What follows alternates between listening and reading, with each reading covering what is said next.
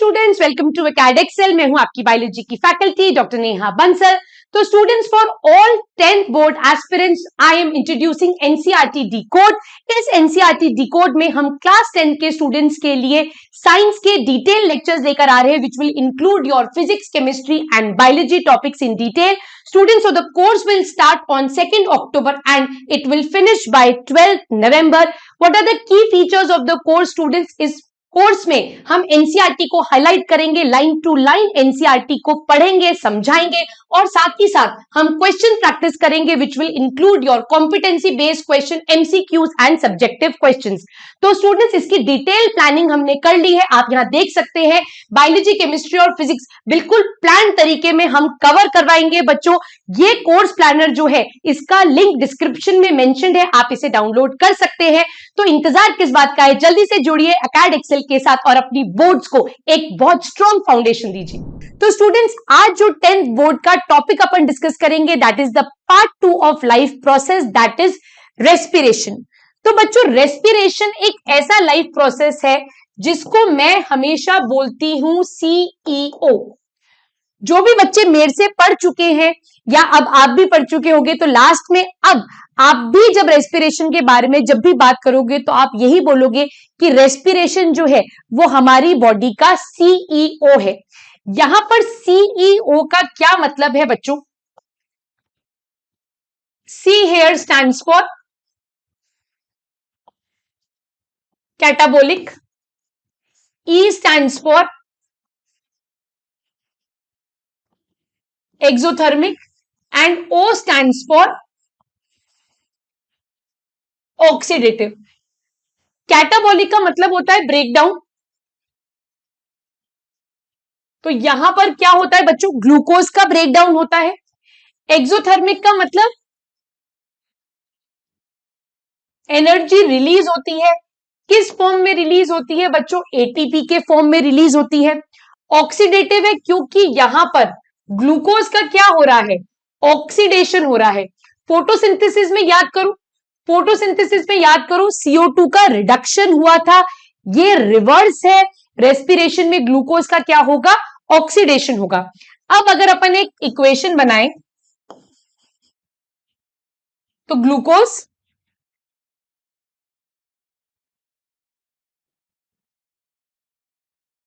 is converted to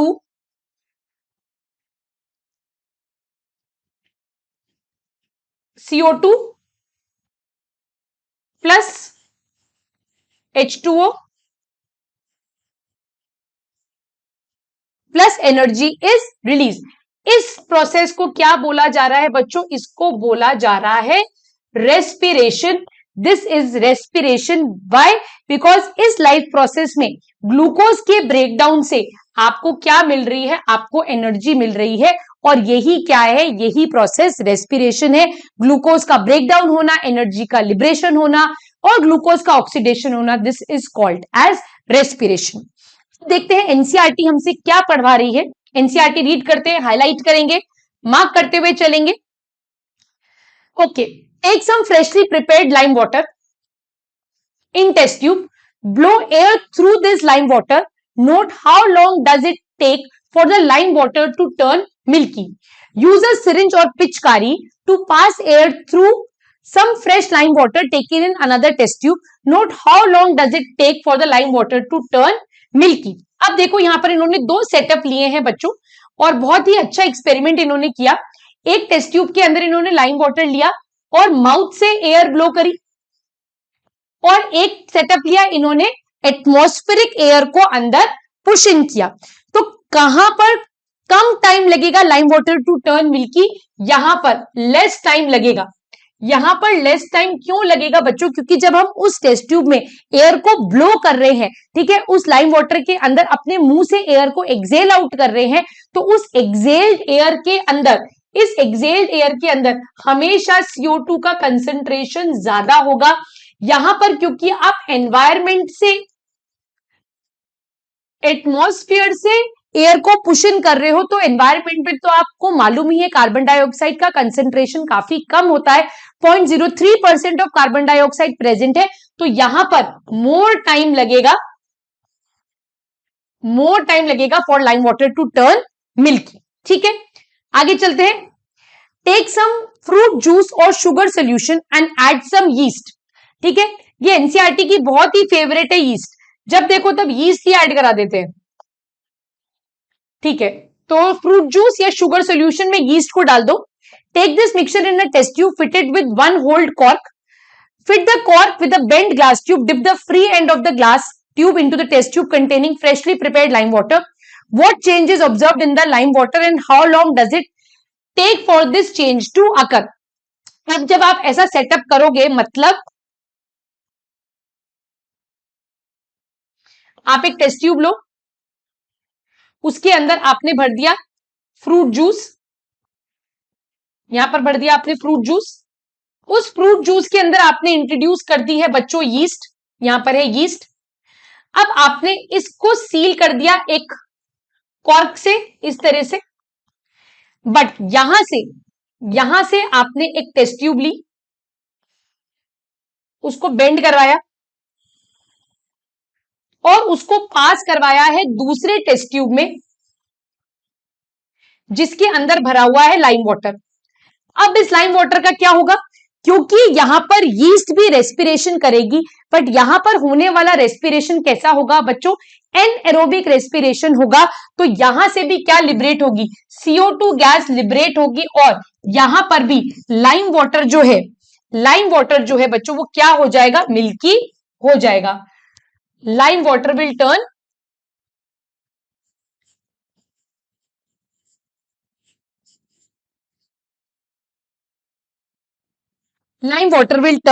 milky. What does this tell about the products of fermentation? तो एक product of fermentation तो यहां पर clear हो गया कि यहां पर हमको CO2 मिलेगा. नेक्स्ट प्रोडक्ट क्या होगा फर्मेंटेशन का, that we will subsequently study. Okay, so यहां से अब अपन एनसीईआरटी को हाईलाइट करना स्टार्ट करते हैं.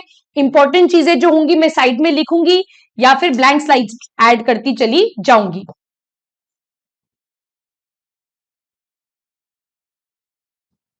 ठीक है, we have discussed nutrition and organisms in the last section. The food material taken in during the process of nutrition is used in the cells to provide energy for various life processes.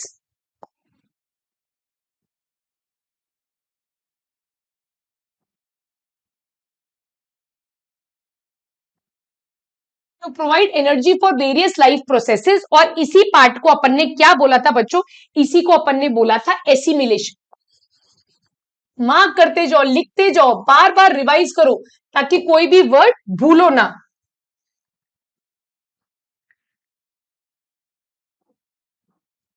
Diverse organisms to do this in different ways. Some use oxygen to break down glucose completely into carbon dioxide and water. Some use other pathway that do not involve oxygen. तो अब जहां पर oxygen involve होगा उसको हम बोलेंगे बच्चों aerobic respiration, और जहां पर ऑक्सीजन इन्वॉल्व नहीं होगा उसको हम बोलेंगे एनएरोबिक रेस्पिरेशन. ठीक है, in all cases the first step is the breakdown of glucose, a 6 carbon molecule, into a 3 carbon molecule called as the pyruvate. This process takes place in the cytoplasm और इसी को सरल भाषा में क्या बोला जाता है बच्चों, इसी को सरल भाषा में ग्लाइकोलाइसिस कहा जाता है. So this is called as glycolysis. इन सब के नोट्स में आपके लिए बनाऊंगी, टेंशन नहीं लेनी है. Further, the pyruvate may be converted into ethanol and carbon dioxide. This purpose takes place in yeast during fermentation. Since this process takes place in the absence of air, it is called as anaerobic respiration. Breakdown of pyruvate using oxygen takes place in the mitochondria. This process breaks up 3 carbon compound pyruvate molecule to give 3 molecules of carbon dioxide. The other product is water. Since this takes place in presence of oxygen, it is called as aerobic respiration. The release of energy in this aerobic respiration is a lot greater than anaerobic respiration. When there is lack of oxygen in our muscle cell, another pathway of breakdown of pyruvate is to lactic acid which is also a 3 carbon molecule. The buildup of lactic acid in our muscle during sudden activity causes cramps. तो ये NCERT ने बहुत सारी बातें इस chapter की important बातें इस इतने बड़े पैराग्राफ में लिख दी है। मान के चलो बच्चों, यहां से क्वेश्चन बनता ही बनता है, तो इन्हीं सारी चीजों के अब मैं आपको नोट्स बनवाऊंगी, ठीक है।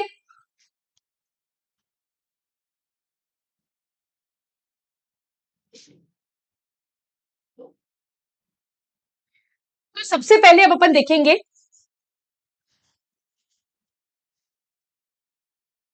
रेस्पिरेशन की टाइप्स। तो दो टाइप का रेस्पिरेशन हो गया बच्चों, एक हो गया आपका aerobic respiration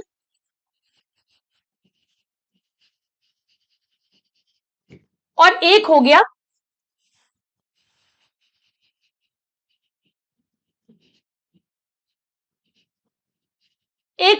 anaerobic respiration.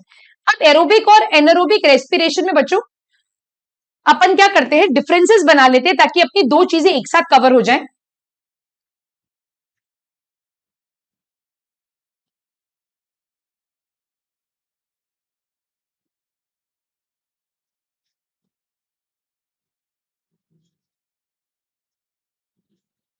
Exam में कभी भी डिफरेंस का क्वेश्चन आए बच्चों तो ऐसा टैब्यूलर फॉर्म ही बनाना है।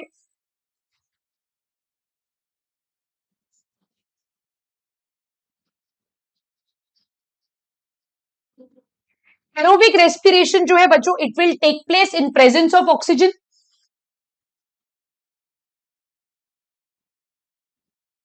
it will take place in absence or lack of oxygen। Aerobic respiration जो है बच्चों, इसकी साइट क्या होगी,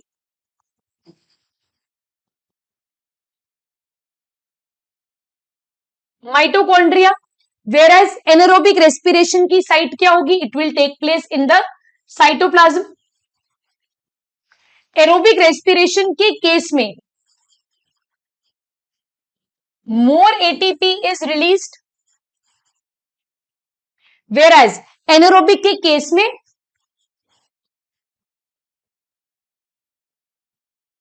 less ATP is released, ठीक है। एरोबिक रेस्पिरेशन जो है बच्चों, ये स्लो प्रोसेस है, ये फास्टर है in comparison to aerobic respiration. In case of aerobic respiration, there is complete oxidation of glucose. There is complete oxidation of glucose. Glucose completely break down हो जाएगा, इससे फर्दर आप ग्लूकोज को नहीं तोड़ सकते हो, आपने CO2 बना लिया। वेयर एज यहां पर क्या होगा, there is partial breakdown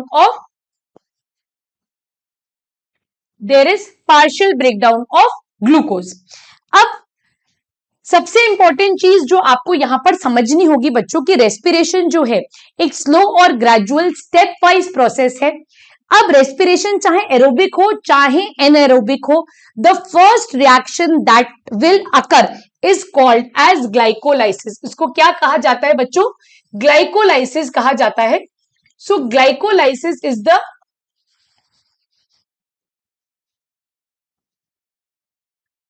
first step of respiration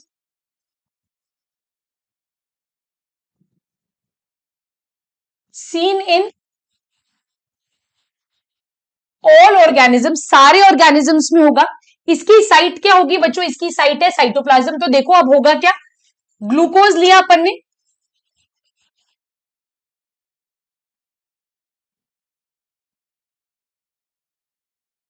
ठीक है, ये ग्लूकोज कन्वर्ट होता है इनटू,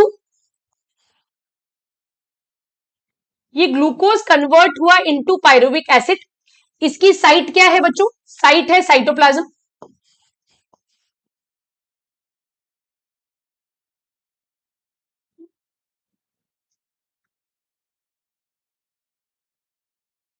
ये कन्वर्ट हो गया। अब यहां पर देखो,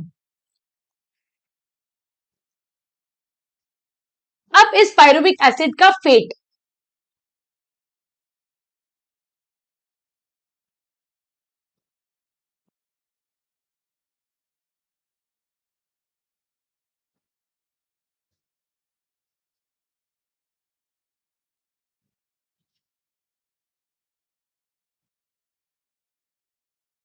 अब इसका फेट देखो,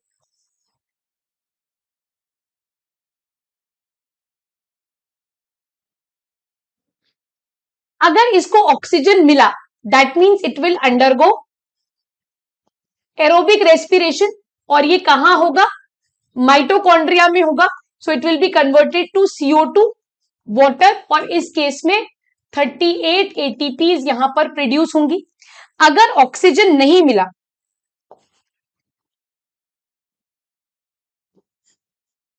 एब्सेंस ऑफ ऑक्सीजन, ऑक्सीजन है ही नहीं, जैसे कि केस है यीस्ट का, तो यहां पर क्या बनेगा, C2H5OH plus CO2 plus 2 ATPs.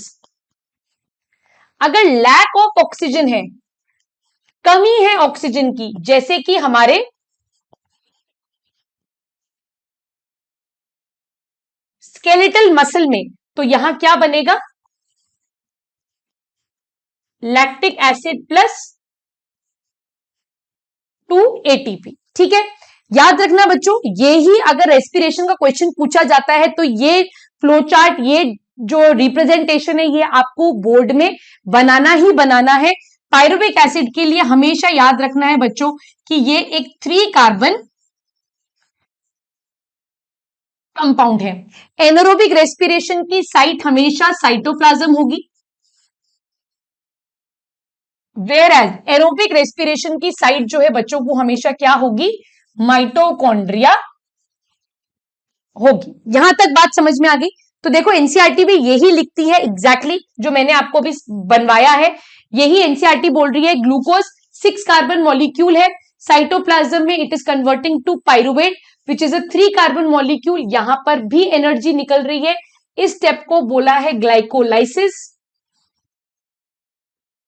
In absence of oxygen, yeast के केस में ethanol, carbon dioxide plus energy, इसी को बोला जाता है बच्चों fermentation. And it is the backbone for bakery and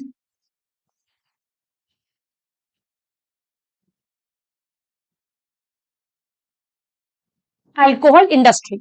Lack of oxygen in our skeletal muscles, it is converted to lactic acid and energy. ये 3 carbon molecule है और यहां पर भी 2 ATPs होंगी. प्रेजेंस ऑफ ऑक्सीजन माइटोकॉन्ड्रिया में, carbon dioxide, water और energy, और यहां पर 38 ATPs हमको मिलेंगे. The energy released during cellular respiration is immediately used up to synthesize a molecule called ATP, which is used to fuel all other activities in the cell. इसीलिए ATP को क्या कहा जाता है बच्चों, इसीलिए ATP को कहा जाता है energy currency of cell. Book में मार्क करते जाओ, energy currency of cell. ATP is broken down, giving rise to fixed amount of energy which can drive the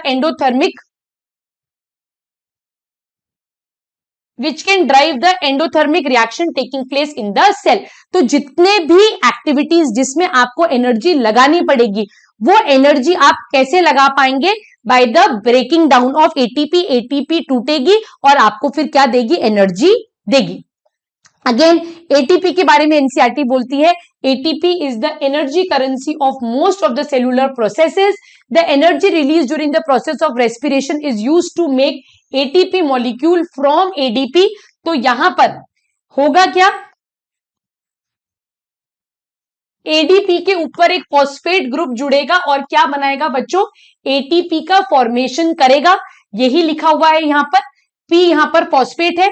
endothermic processes in the cell then uses the ATP to drive the reactions. When the terminal phosphate linkage in the ATP is broken using water, the energy equivalent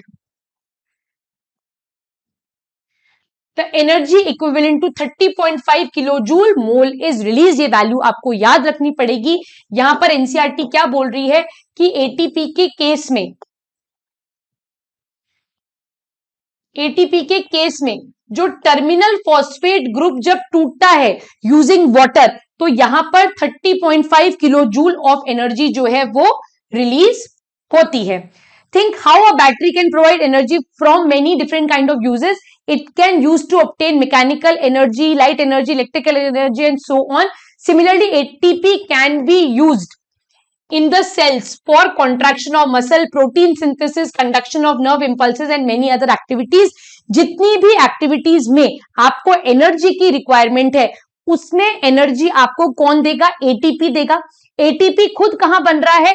breakdown of glucose से जो energy release हो रही है, उस energy से आप ATP के ऊपर एक फॉस्फेट ग्रुप जोड़कर एटीपी बना रहे हो और एटीपी के टूटने से आपको फर्दर एनर्जी मिलती है. ये क्लियर है बात? Since the aerobic respiration pathway depends on oxygen, aerobic organisms need to ensure that there is sufficient intake of oxygen. We have seen plant exchange gases through stomata, and the large intercellular spaces ensure that the cells are in contact with air. Carbon dioxide and oxygen are exchanged by diffusion here.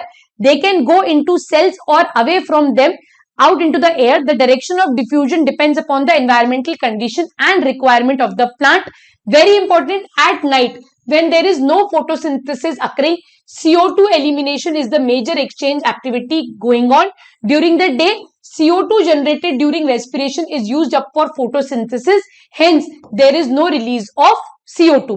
Instead, oxygen release is the major event at this time.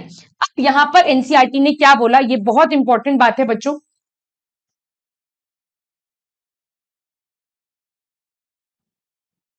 इस बात को समझो.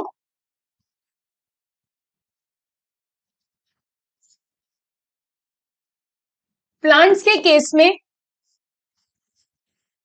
How exchange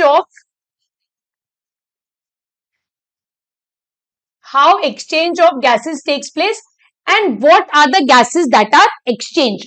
तो सबसे पहले इस question को answer करते हैं. How exchange takes place. तो प्लांट्स के पास क्या प्रेजेंट है बच्चों? Plants have stomata,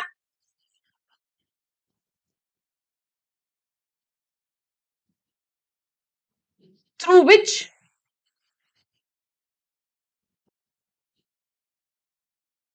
which gaseous exchange takes place. इसके अलावा आप दो नाम और लिख सकते हो यहां पर बच्चों, रूट हेयर एंड लेंटिसेल्स. इनके थ्रू भी प्लांट्स जो है वो एयर का एक्सचेंज करता है. सो ये प्लांट के पास कोई स्पेशलाइज ऑर्गन प्रेजेंट नहीं है गैस के एक्सचेंज के लिए. वो स्टोमेटा से, रूट हेयर से या लेंटिसेल से एयर का एक्सचेंज करता है और एयर जो उनकी बॉडी में ट्रैवल हो रही है that is basically with the help of diffusion. Diffusion हो रहा है और डिफ्यूजन ही ये इंश्योर करता है that each cell of the plant receives right amount of air. तो इनको कोई स्पेसिफिक ना तो कैरियर की जरूरत है, ना ही कोई स्पेसिफिक ऑर्गन सिस्टम की रिक्वायरमेंट है इनकी गैशियस नीड्स को पूरा करने के लिए. अब क्वेश्चन अराइज होता है,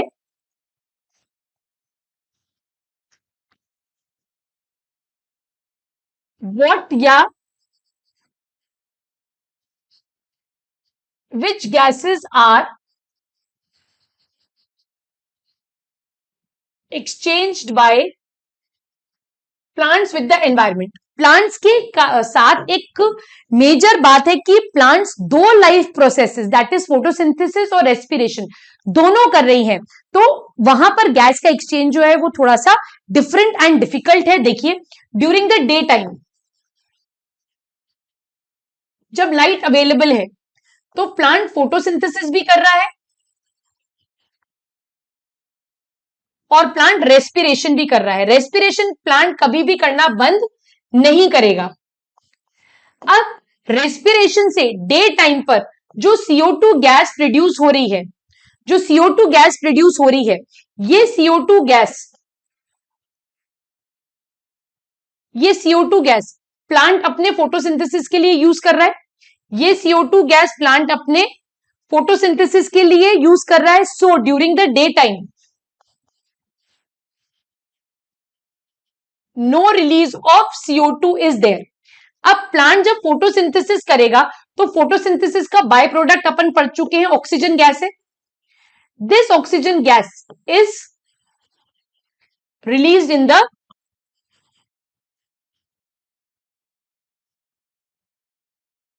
it is released in the environment. अब नाइट टाइम पर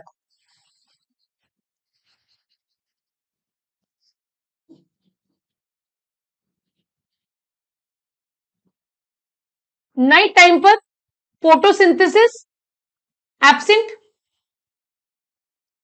पर प्लांट क्या करेगा, रेस्पिरेशन करेगा. और इस रेस्पिरेशन से जो CO2 गैस प्रोड्यूस हो रही है, this CO2 gas is released in the it is released in the environment. So यहां पर कैसे एक्सचेंज कर रहा है और क्या एक्सचेंज कर रहा है, यही आपको एनसीईआरटी ने यहां पर समझाया है.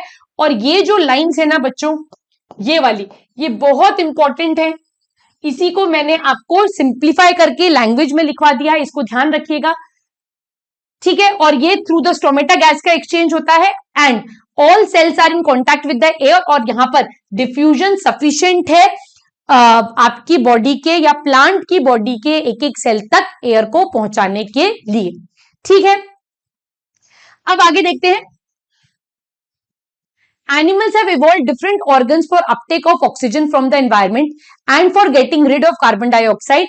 Terrestrial animals can breathe the oxygen in the atmosphere, but animals that live in water need to use the oxygen dissolved in the water.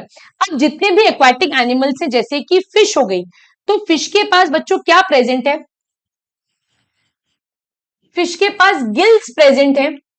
अब फिश आपने देखी होगी वो क्या करती है, एक्वेरियम में आपने देखा होगा वो अपना मुंह खोलती है, मुंह से वो पानी को अंदर लेती है. पानी जो है उसमें ऑक्सीजन ज्यादा होगा बच्चों. ये पानी फिश की गिल्स के ऊपर पास होएगा. ये पानी जो है ये फिश की गिल्स के ऊपर से पास होगा. गिल्स के अंदर क्या प्रेजेंट होता है, CO2. पानी जो फिश ने अंदर लिया, पानी जो फिश ने अंदर लिया जो गिल्स के ऊपर पास हो रहा है, उसके पास क्या ज्यादा है, O2. तो यहां डिफ्यूजन हो जाएगा and through gill slits deoxygenated water moves out. So this is the mechanism by which fishes breathe in. तो अपन पैराग्राफ रीड कर लेते हैं. इस पैराग्राफ में भी एग्जैक्टली यही लिखा हुआ है. Observe fish in an aquarium, they open and close their mouth and the Gill slits behind their eyes open and close. Are the timings of opening and closing of the mouth and the gill slits coordinated? तो जब मुंह बंद है तो Gill slit खुली हुई है, मुंह ओपन है तो गिल स्लिट बंद है. तो मुंह से वो इनहेल कर रही है और गिल स्लिट से वो डीऑक्सीजनेटेड वाटर को बॉडी के बाहर निकाल रही है. Count the number of time fish opens and closes the mouth. बच्चों एक्वेरियम जाना और देखना फिश कितनी बार ऐसा कर रही है. Compare this to the number of times you breathe in and out. अब हमेशा याद रखना, जितने भी टेरेस्ट्रियल एनिमल्स हैं, ठीक है, उनको अगर मैं एक्वाटिक एनिमल से कंपेयर करूं तो एक्वाटिक एनिमल का ब्रीदिंग रेट, एक्वाटिक एनिमल्स का ब्रीदिंग रेट हमेशा ज्यादा होगा if I compare it with terrestrial animals. Why? Because पानी के अंदर डिजोल्व ऑक्सीजन की जो क्वांटिटी है वो कम है, इसीलिए वो ज्यादा ब्रीथ करके मैक्सिमम ऑक्सीजन को अपनी बॉडी के अंदर लेते हैं. यहां तक बात क्लियर हो गई? यहां तक कोई डाउट? अब देखते हैं एनसीईआरटी क्या समझा रही है, उसको रीड करना बहुत जरूरी है.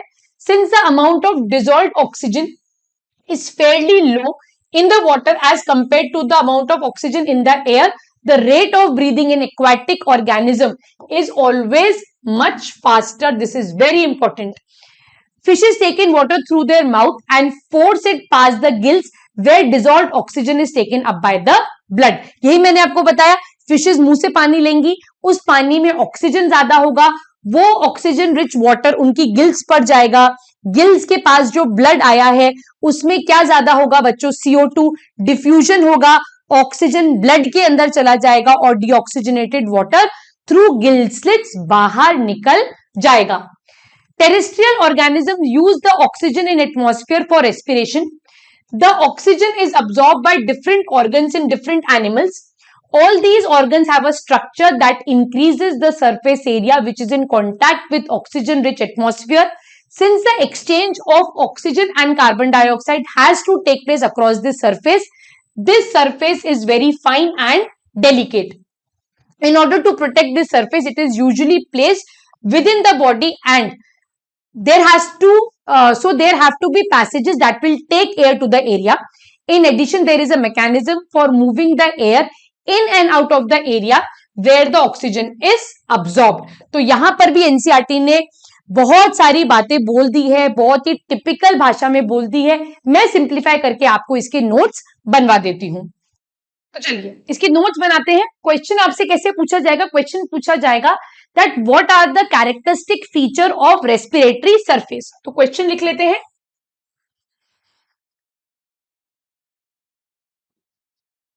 What are the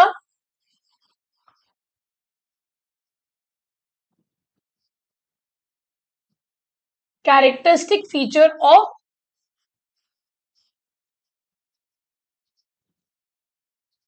respiratory surface, या फिर what ideal features should be present in a respiratory surface, how a respiratory surface is designed so that it enables maximum exchange of air. कैसा भी क्वेश्चन आए answer यही copy paste करना है बच्चों. तो आंसर क्या लिखेंगे? The characteristic feature of respiratory surface. पहला, it should have increased surface area. जितना ज्यादा सरफेस एरिया होगा उतना ही ज्यादा एयर का एक्सचेंज होगा.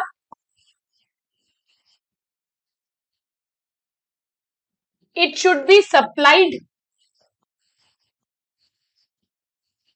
It should be supplied by blood vessels. It should be thin and delicate as diffusion has to take place.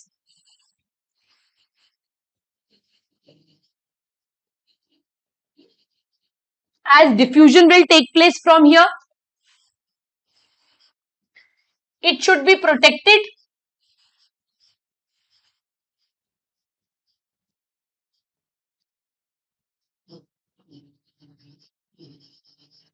The air can move in and out.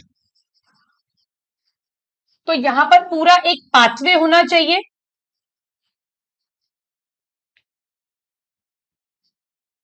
Once the air enters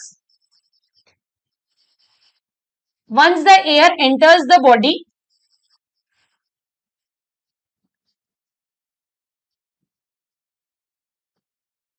there should be a passage for it.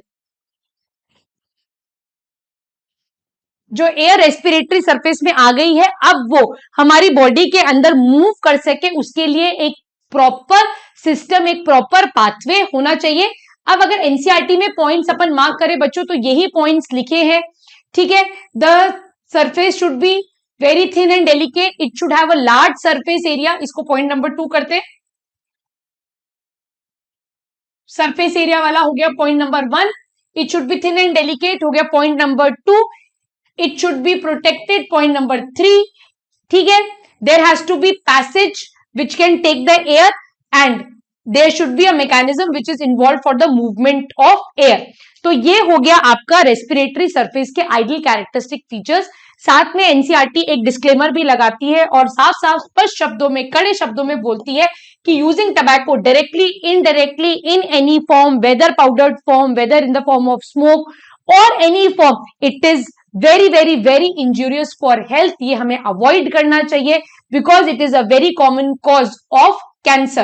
Smokeless tobacco is also major risk factor for heart attack, stroke, pulmonary diseases and several form of cancers. There are high incidence of oral cancer in India due to the chewing of tobacco in the form of gutka. Just stay healthy and say no to the use of tobacco. आपको भी नहीं खाना है, किसी को encourage नहीं करना है और अगर आपके नोन में कोई टबैको को यूज करता है तो उसे भी ये समझाना है that usage of tobacco in any form is very detrimental for health. अब यहां से अपन मूव करेंगे बच्चों ह्यूमन रेस्पिरेटरी पाथवे पर। जैसे अपन ने एलिमेंट्री कैनाल का पाथवे देखा, वैसे ही अपन अब ह्यूमन रेस्पिरेटरी पैसेज को देखेंगे।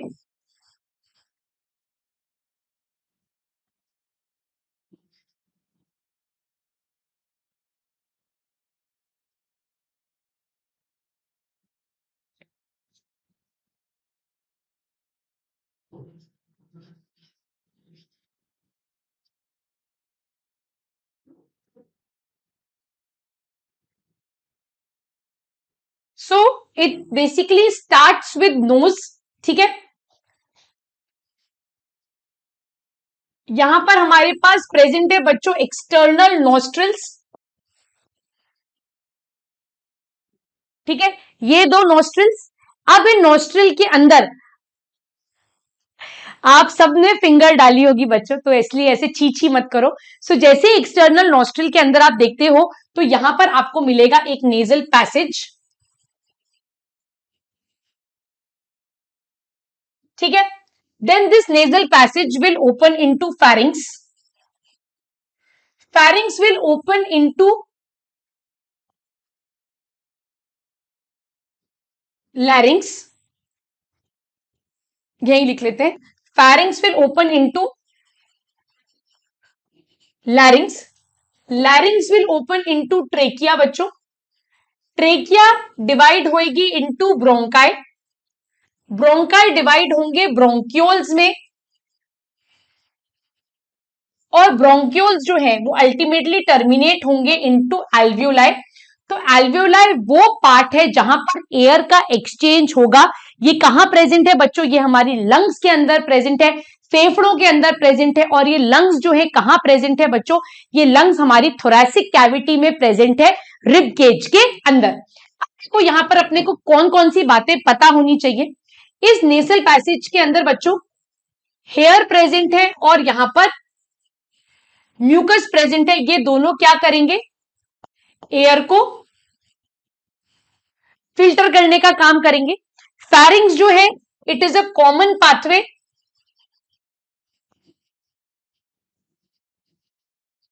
For food and air. लैरिंग्स जो है बच्चों ये वॉइस बॉक्स है, ये जो आवाज निकल रही है ये किसकी मदद से निकल रही है, इस लैरिंग्स की मदद से निकल रही है। अब ओपनिंग ऑफ लैरिंग्स, यहां पर एक स्ट्रक्चर प्रेजेंट है जिसे हम कहते हैं एपिग्लॉटिस। इसको हम क्या कहते हैं बच्चों, epiglottis.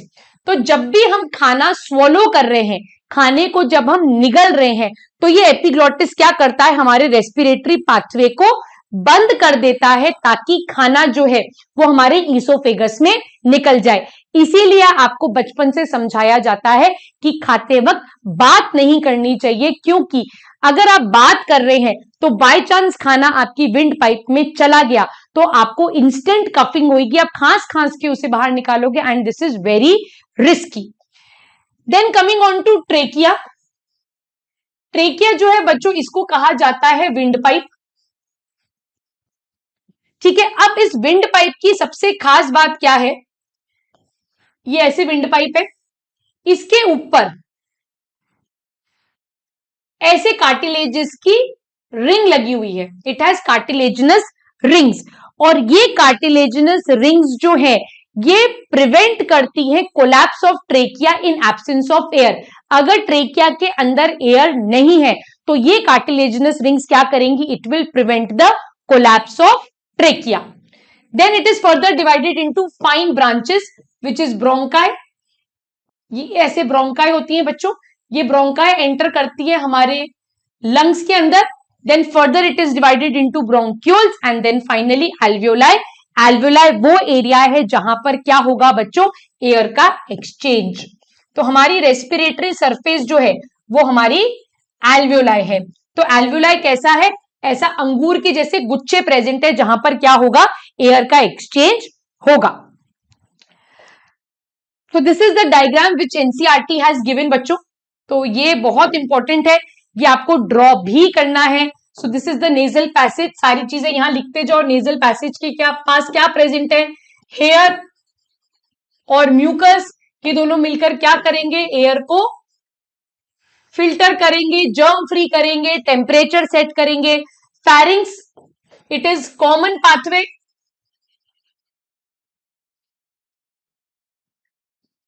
For food and air, larynx is your voice box. Trachea is windpipe. It has rings of cartilage. This prevents collapse of trachea.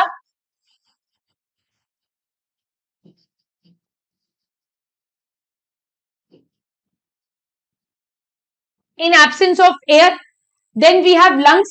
Lungs are protected by ribs. Ribs क्या करेंगी, protect lungs. ये bony cage है. Then it is further divided. Trachea is divided into bronchi. Bronchi enters into lungs, further divided into bronchioles. Then we have alveolar sac. और यहां पर आप देख सकते हो ऐसे छोटे छोटे अंगूर के जैसे स्ट्रक्चर्स है. This is called as alveoli. It is the area where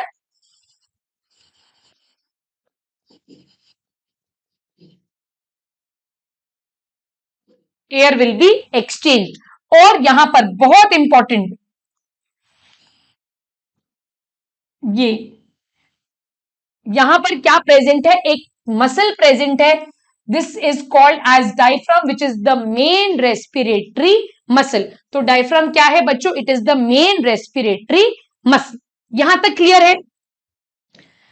अब देखते हैं एनसीईआरटी क्या बोलती है. सारे पॉइंट्स अपन ने डिस्कस कर लिए हैं. अब एनसीईआरटी को सिर्फ हाईलाइट करना है ताकि हमारी लैंग्वेज प्रॉपरली फ्रेम हो जाए. Within the lungs the passage divides into smaller and smaller tubes. Okay, paragraph अपन यहां से देखते हैं. In human beings air is taken into the body through the nostrils. The air passing through the nostril is filtered by fine hair that lines the passage. The passage is also lined with mucus, which also helps in the process. ये पूरा लिख चुके हैं अपन. From here, the air passes into the throat and into the lungs. Rings of cartilage are present in the throat. These ensure that the air passage does not collapse. तो ये यहाँ पर किसके बारे में बात कर रहे हैं, ट्रेकिया के बारे में बात कर रहे हैं. ट्रेकिया के ऊपर जो कार्टिलेजिनस रिंग्स प्रेजेंट है उसके बारे में बात कर रहे हैं. ठीक है. Within the lungs the passage divides into smaller and smaller tubes which finally terminate into balloon like structure which is called as alveoli. Singular alveolus है. तो एनसीईआरटी आपको बायो के साथ साथ इंग्लिश भी सिखाती है. The alveoli provide surface area where exchange of gas take place. The wall of alveoli contain an extensive network of blood vessel. As we have seen in earlier years, when we breathe in, we lift our ribs and flatten our diaphragm. तो यहां पर अब ये mechanism of breathing पर आ गए, जिसको पहले मैं आपको समझाऊंगी, उसके बाद अपन एनसीईआरटी पढ़ेंगे, यहीं से अपने नोट्स भी फॉर्म हो जाएंगे. ठीक है. अब यहां पर smoking is injurious, lung cancer हो जाता है. ठीक. The upper part of the respiratory tract is provided by small hair like structures called cilia. जब हम स्मोक करते हैं तो ये सीलिया बर्न आउट हो जाता है, दैट रिजल्ट्स इन कैंसर. सीलिया का फंक्शन क्या है, they help to remove germs, dust and other harmful particles from inhaled air. Smoking destroys these hair, due to which germs, dust, smoke, others harmful chemical enter into the lungs and cause infection and even lung cancer. तो यहां पर बच्चों NCERT बात कर रही है trachea की. Trachea के ऊपर जो एपिथेलियम लाइंड है बच्चों, वो सीलिएटेड एपिथेलियम होता है. और सीलिया क्या करती है, एक ही डायरेक्शन में मूव करती है. और कौन सा डायरेक्शन ऑफ मूवमेंट है, ये अपवर्ड डायरेक्शन में मूव कर रही है. तो बाय चांस आपका कोई फूड पार्टिकल, पानी का एक ड्रॉप या कोई भी चीज गलती से विंड पाइप में चली जाती है, तो सीलिया के मूवमेंट से वो अपवर्ड पुश होती है और हम उसे बाहर निकाल देते हैं. मगर स्मोकिंग जब करते हैं तो ये सीलिया क्या होता है, बर्न हो जाता है, जल जाता है, जिसकी वजह से कोई भी अनवांटेड पार्टिकल जो है वो लंग्स में ही एक्यूमुलेट होगा. जैसे आपको खांसी होती है ना, तो when you cough, so that sputum जिसको आप वल्गम बोलते हो वो बाहर आता है तो आप उसे थूकते हो। तो वो वल्गम जब बाहर आ रहा है, वो स्पूटम जब बाहर आ रहा है बच्चों, तो उसको कौन फैसिलिटेट कर रहा है? ये सीलिया का अपवर्ड बीटिंग मूवमेंट ही उसे फैसिलिटेट कर रहा है ताकि वो बाहर की डायरेक्शन में आए। अब स्मोकिंग कर करके सारा सीलिया जला लिया। अब जब सारा सीलिया ही जल गया तो सारा इन्फेक्शन, सब अनवांटेड पार्टिकल्स जो है वो लंग्स के अंदर ही एक्यूमुलेट हो जाएंगे, इन्फेक्शन होगा एंड यहां पर कैंसर भी कॉज हो सकता है। तो यही एनसीईआरटी बता रही है और इसके ऊपर 2022 में बोर्ड में क्वेश्चन भी पूछा जा चुका है। ठीक है, अब देखते हैं। सो ब्रीदिंग इन्वॉल्व्स बच्चों टू थिंग्स। ठीक है, दो चीजें इन्वॉल्व है ब्रीदिंग में। One is inhalation and the other is exhalation. Inhalation का मतलब होता है इनटेक ऑफ एयर। ठीक है, दैट मीन्स एयर को बॉडी के अंदर लेना। तो जब भी बॉडी के अंदर एयर आएगी बच्चों, तो बॉडी का प्रेशर जो है it should be less in comparison to atmospheric pressure and volume should be more, then only the air will rush in. और इसके लिए आपको क्या करना पड़ेगा? डायफ्राम एंड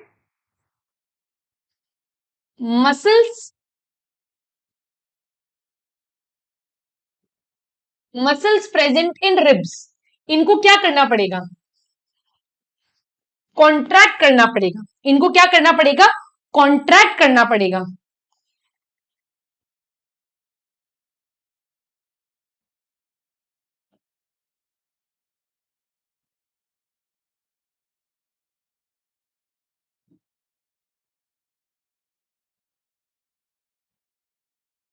जब भी बच्चों डायफ्राम कॉन्ट्रैक्ट होता है,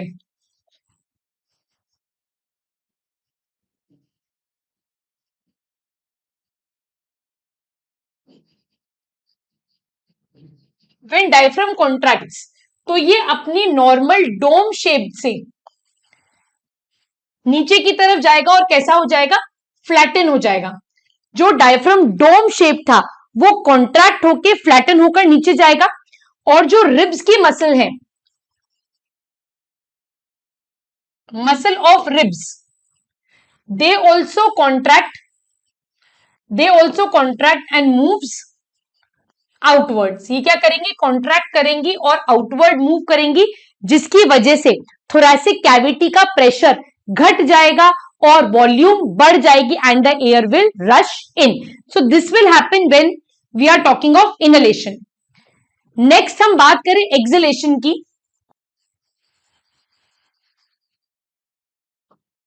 सो बच्चों एक्सहेलेशन के टाइम पर क्या होगा? There is release of air, breathing out of air. जब भी एयर बॉडी के बाहर निकलेगी तो बॉडी का प्रेशर जो होगा वो इंक्रीज होगा, वॉल्यूम जो है वो घट जाएगी। इस केस में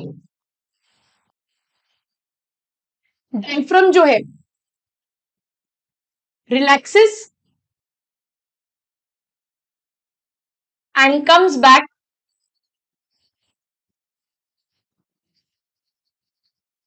to original position.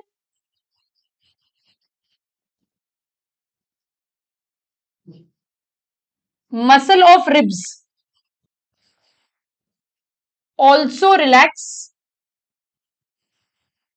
Muscles of ribs also relax and comes inwards. तो यहां पर प्रेशर बढ़ेगा, वॉल्यूम घटेगी और एयर जो है वो बॉडी के बाहर निकल जाएगी। देखते हैं एनसीईआरटी ने क्या समझाया है।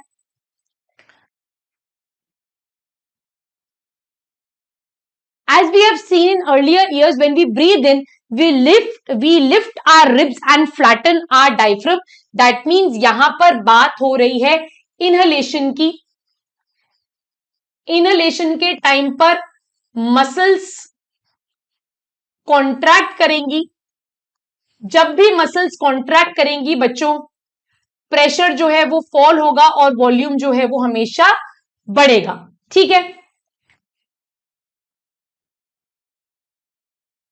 and the chest cavity becomes larger as a result of this. Because of this, air is sucked into the lungs and fills and expand the alveoli. The blood brings carbon dioxide from rest of the body and it is released in the alveoli, and oxygen rich blood enters and it is distributed and transported to all the cells of the body. During the breathing cycle, when air is taken in and let out, the lungs always contain some amount of air, which is also called as residual volume of air, so that there is, whenever there is sufficient time for oxygen to be absorbed and for the carbon dioxide to be released. That means breathing cycle के बीच में, मतलब जितनी air आपने inhale करी है और आप जो एयर एक्सेल आउट कर रहे हो, उसका वॉल्यूम हमेशा डिफरेंट होता है. Some amount of air always remains in our respiratory tract and that is called as residual volume. तो कुछ अमाउंट ऑफ एयर हमारे लंग्स में हमेशा प्रेजेंट है, that is called as residual volume. Next very important paragraph, when the body size of the organism is large, जब animal का body size बड़ा है, the diffusion pressure alone can not take care of oxygen delivery to all parts of the body. अब अगर कोई organism बहुत बड़ा है, ऐसे ही सेम क्वेश्चन अपन ने लाइफ प्रोसेस के इंट्रोडक्शन में देखा था कि मल्टी सेल्यूलर ऑर्गेनिज्म के केस में डिफ्यूजन क्यों सफिशिएंट नहीं है to meet the energy requirement. तो हर एक सेल एयर के कांटेक्ट में नहीं है, तो आपको कोई ना कोई मीडियम चाहिए जो आपकी ऑक्सीजन को बॉडी के हर एक सेल तक लेकर जाएगा. So here we are talking of medium, और ये मीडियम जो है इसको क्या बोला जाता है बच्चों? द मीडियम इज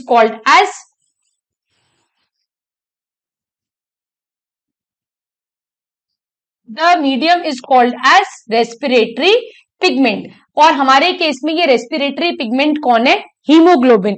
तो हीमोग्लोबिन ऑक्सीजन के साथ जुड़ता है और हमारी बॉडी के एक एक सेल तक ऑक्सीजन को पहुंचाने का काम करता है.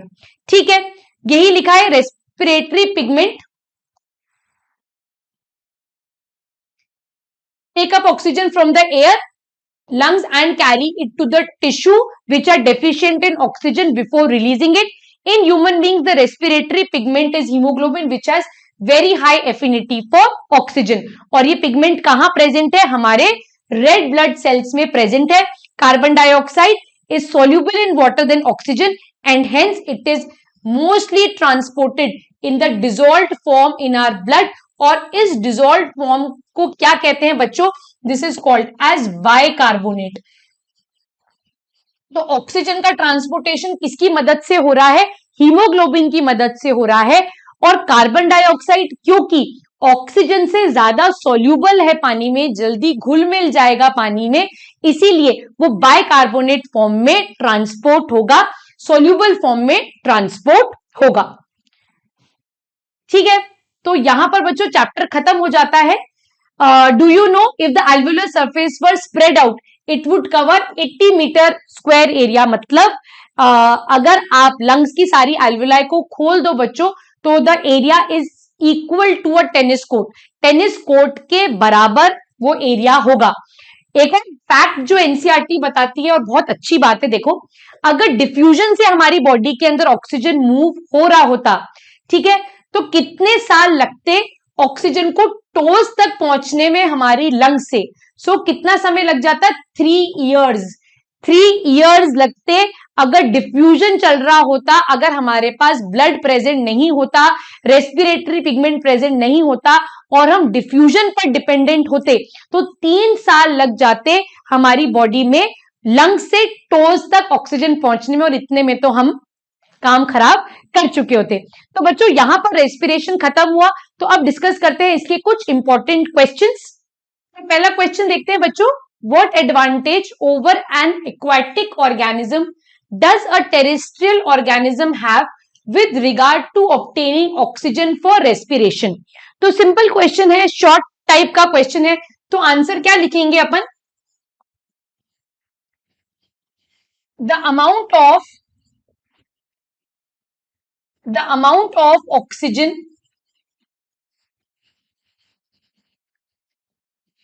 present in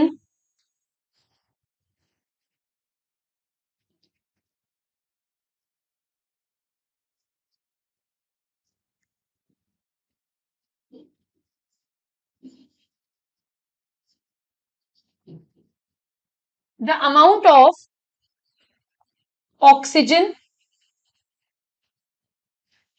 present in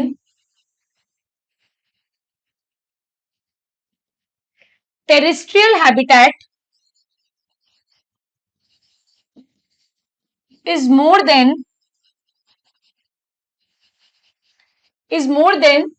the amount of oxygen present in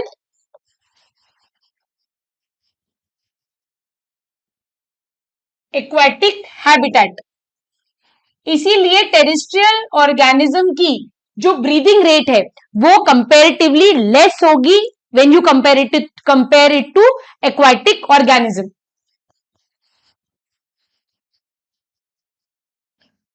the breathing rate of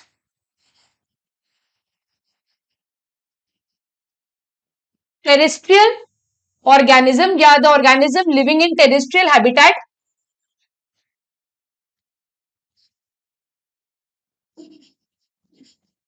will be less as compared to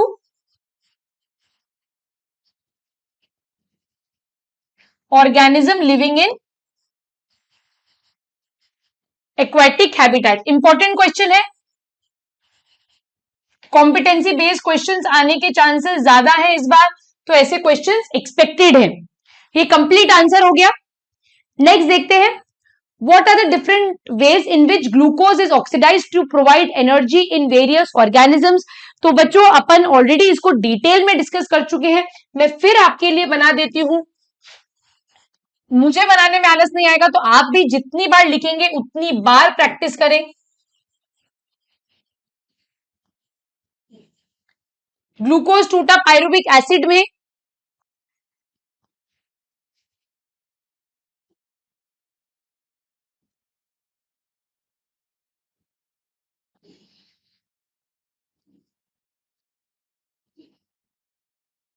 pyruvic acid convert होगा बच्चों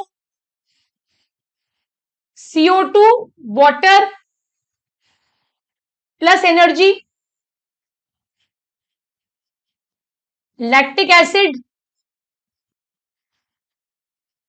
plus energy, C2H5OH ethanol plus CO2 plus energy. ये conversion जो हो रहा है ये हो रहा है साइटोप्लाज्म में, इसे कहा जाता है ग्लाइकोलाइसिस. यहां से भी एनर्जी मिलेगी. माइटोकॉन्ड्रिया में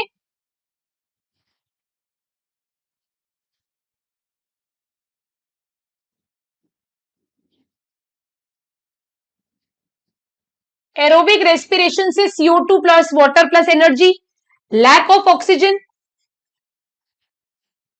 मसल्स में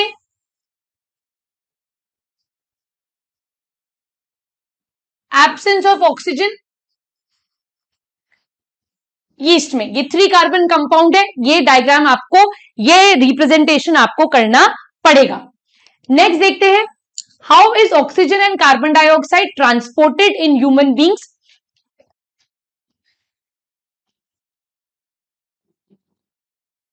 For the transportation of oxygen,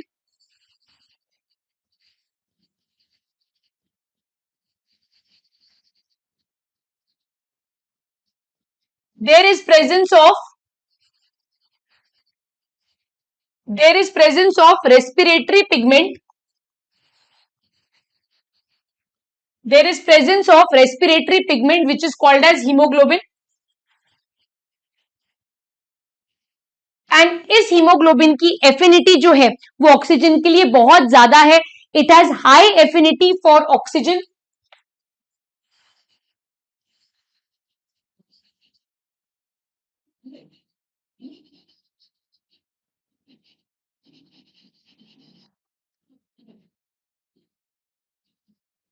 it has high affinity for oxygen. So maximum oxygen जो है वो हीमोग्लोबिन के साथ बाइंड होकर ट्रैवल करता है. Whereas for carbon dioxide is transported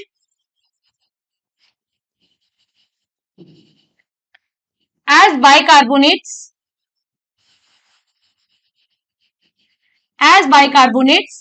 dissolved in water, dissolved in plasma,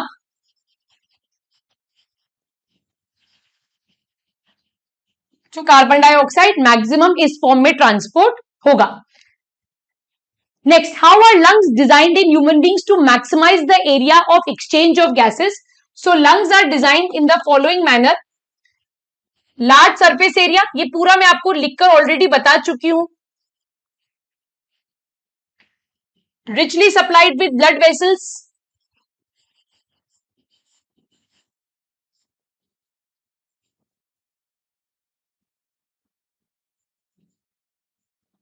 thin delicate surface for diffusion,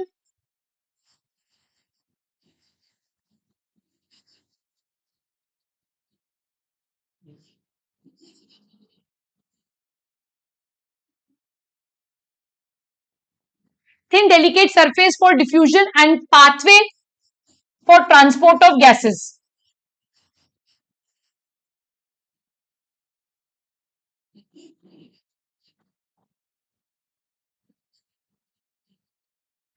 ठीक है, तो ये आंसर आपको लिखना पड़ेगा. नेक्स्ट चलो बच्चों कुछ एमसीक्यूज डिस्कस करते हैं. Aerobic respiration involves utilization of O2, breakdown of food, release of energy, all of the above. तो यहाँ all of the above answer आएगा ऑप्शन डी.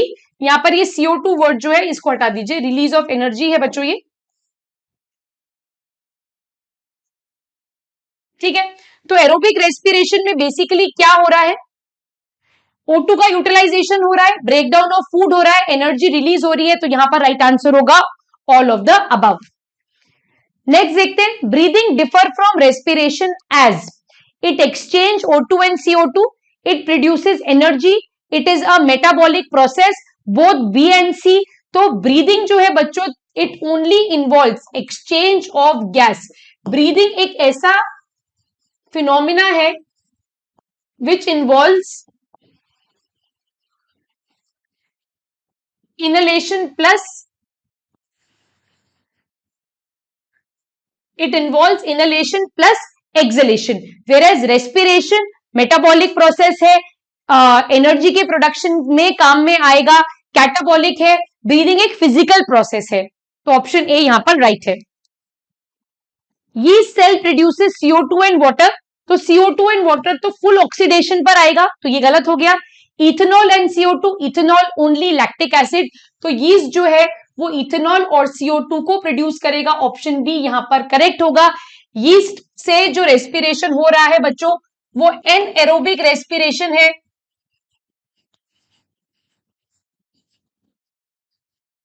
और इसी को हम क्या कह रहे हैं?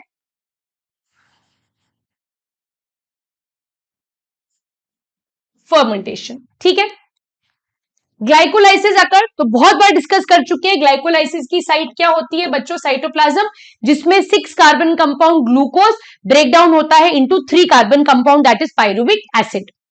Next, which of these factors is important for gas exchange? Thick walled alveoli नहीं, thin walled alveoli yes, large alveoli none of the above. Thin walled होनी चाहिए, लार्ज नहीं होनी चाहिए, स्मॉल होनी चाहिए. जितनी स्मॉल होगी उतना ही ज्यादा यहां पर क्या होगा बच्चों? सरफेस एरिया ज्यादा होगा.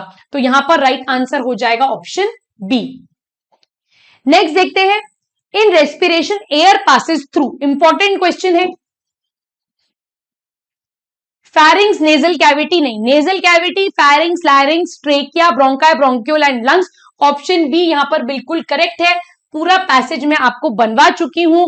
इंपॉर्टेंट क्वेश्चन है, इसमें गलती नहीं करनी है. The structural component which protects windpipe from collapsing is cartilaginous rings. और कैसी होती हैं ये? C shaped. तो यहां ऑप्शन बी जो है वो राइट आंसर हो जाएगा. Find out the correct order. Lungs की रेस्पिरेशन को बच्चों पल्मोनरी कहते हैं. गिल से जो रेस्पिरेशन होता है ब्रैंकियल कहते हैं. स्किन से जो होता है उसे क्यूटेनियस कहते हैं. ट्रेकिया से जो होता है उसे ट्रेकियल कहते हैं. तो यहां पर ऑप्शन ए बिल्कुल करेक्ट हो जाएगा. ठीक है, आगे चलते हैं. The blood coming out of the lung, वो ब्लड जो लंग से ये लंग्स है। तो यहां पर एक बार ब्लड अंदर आएगा और एक बार ब्लड यहां से बाहर जाएगा। तो जो ब्लड अंदर आएगा उसके पास हमेशा CO2 ज्यादा होगा, और जो ब्लड यहां से बाहर जाएगा उसके पास हमेशा ऑक्सीजन ज्यादा होगा। तो कमिंग आउट पूछा है तो यहां पर आंसर क्या हो जाएगा बच्चों? Option B. Which part of the plant the rate of respiration is higher?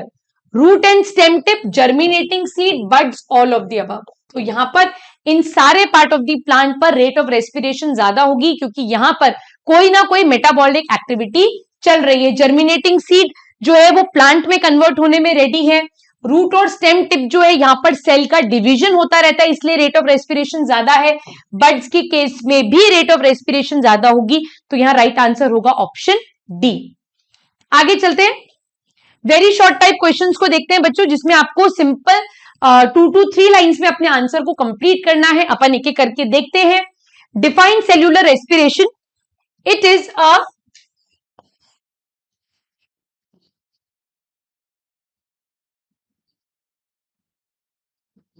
It is a metabolic process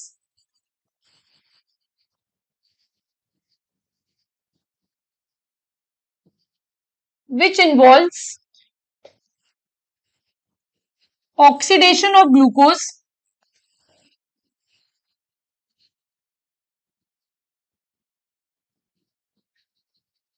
to liberate energy. This is called as cellular respiration. जब भी ये लिखो बच्चों, please support it with equation.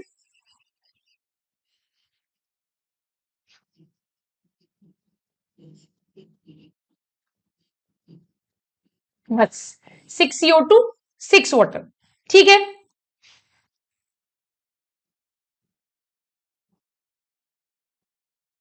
Complete answer, कोई number काटेगा ही नहीं।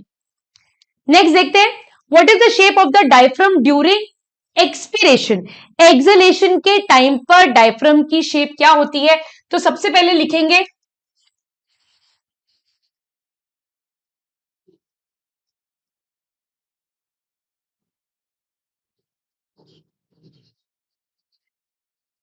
Diaphragm is the main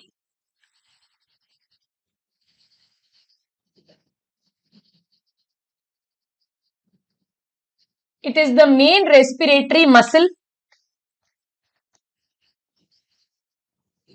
during exhalation. It relaxes and comes back to its original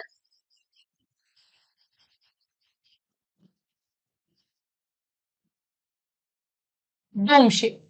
तो exhalation के टाइम पर डायफ्राम कैसा हो जाता है?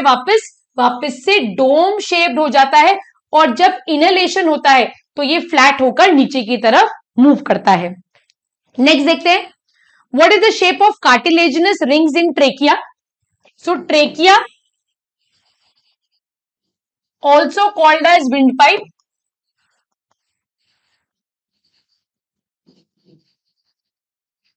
it carries या transports the air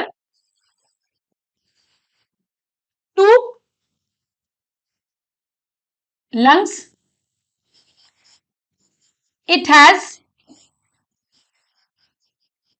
C-shaped cartilaginous rings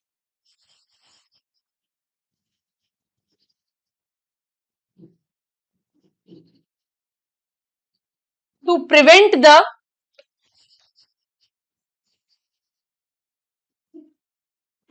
the collapse of trachea.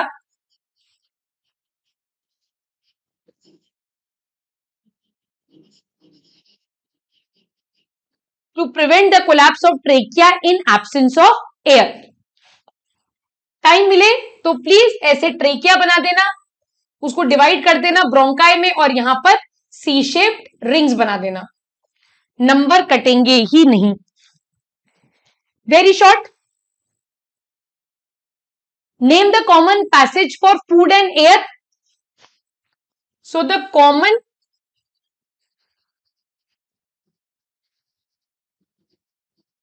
pathway for food and air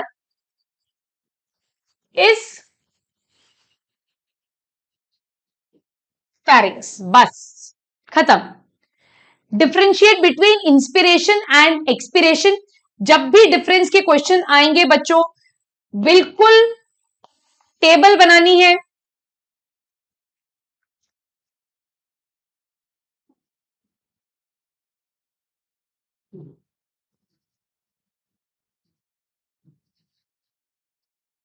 inspiration is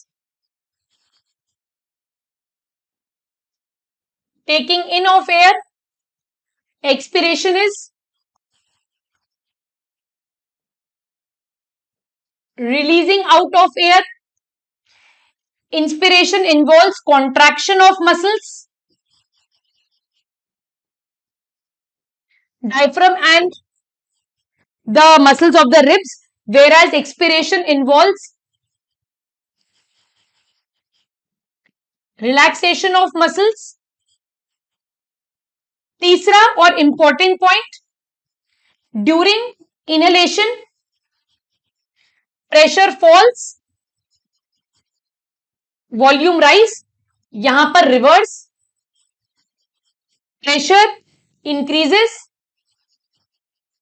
volume falls. Next देखते हैं long answer type. Explain the processes of aerobic respiration and anaerobic respiration. तो बच्चों यहां पर table अपन ने बनाई थी जहां पर एरोबिक और एनएरोबिक रेस्पिरेशन को डिफरेंशिएट किया था. मैं आपको टेबल दिखा देती हूं.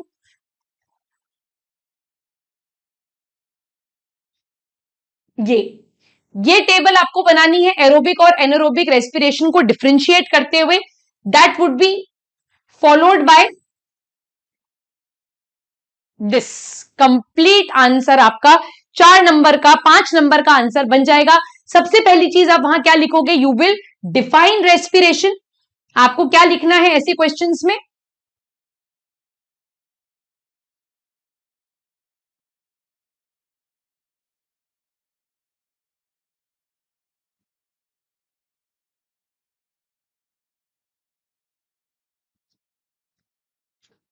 तो सबसे पहले यहां पर रेस्पिरेशन की डेफिनेशन लिखना, टाइप्स ऑफ रेस्पिरेशन लिखना है,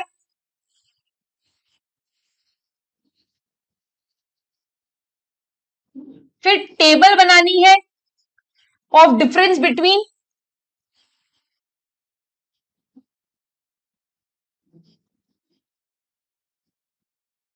एरोबिक एंड एनारोबिक, और फिर वो फ्लो चार्ट बताना है. यहां पर कंप्लीट आंसर हो जाएगा. Explain with the help of a diagram the process of breathing. तो मैंने आपको नोट्स बनवाए हैं मैकेनिज्म ऑफ ब्रीदिंग के.